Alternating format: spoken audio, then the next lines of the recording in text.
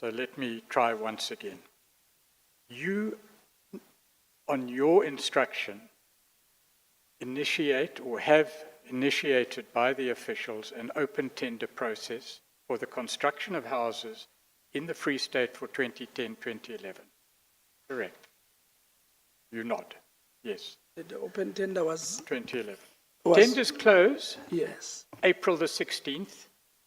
A final decision is made for the establishment of a consolidated list of contractors on the 28th of July.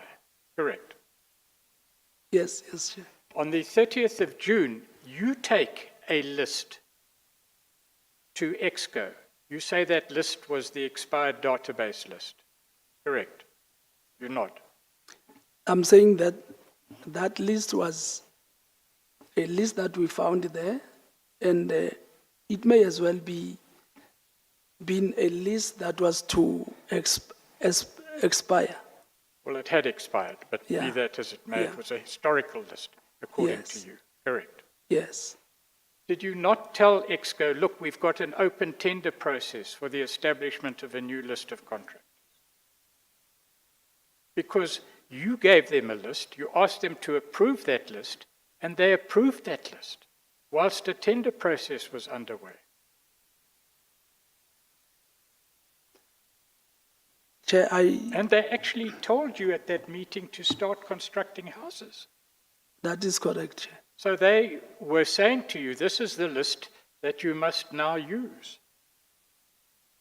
Correct. That is correct. That list, certainly the list of September, included people who had not tendered at all in the open tender process, and included people who were disqualified during the course of that process.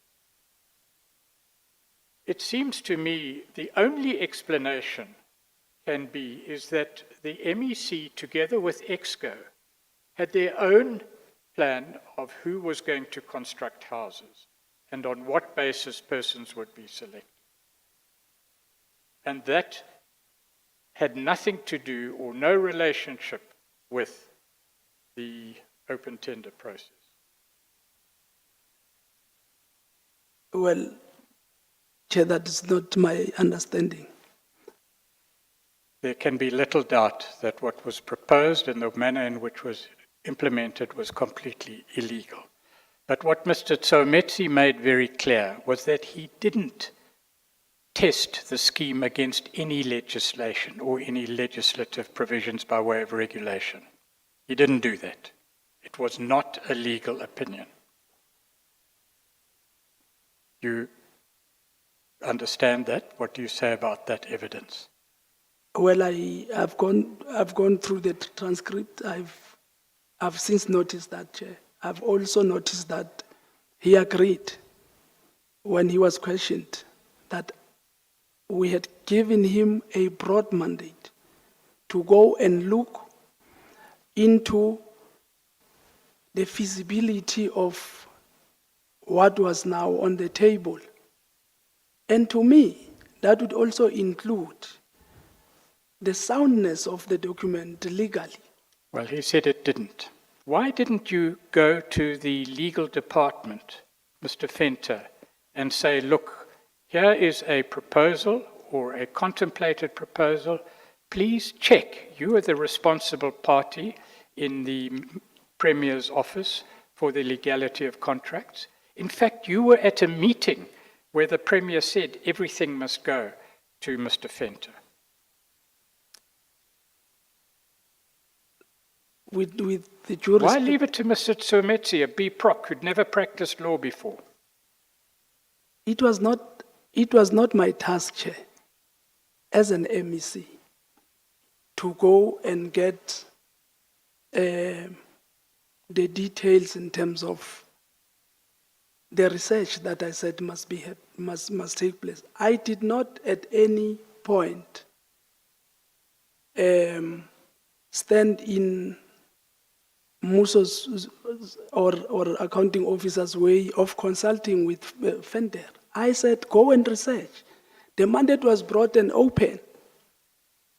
So when it comes back to me, like many others, I take it that thorough work has been done. At that point in time, Chair, I did not see a reason why I should ask who and who have you consulted. I thought they've done everything they should be doing, Well, and I was happy with that. the issue I'm putting to you is one of accountability. The province lost hundreds of millions of rands through this advance payment scheme and its failure. 600 million rand was spent in a short period of time by way of advance payments, which had to be recovered or attempted to be recovered through litigation. Certain people did things and certain people didn't do things. What we know is that you as MEC did not ensure that a proper legal opinion was prepared and presented to you to satisfy you that the scheme was legal. You never saw a proper legal opinion that set out the proposal and gave an opinion as to its legality in terms of laws and regulations. You never saw that, never existed. Can I respond, Chair? Yes. I'm sure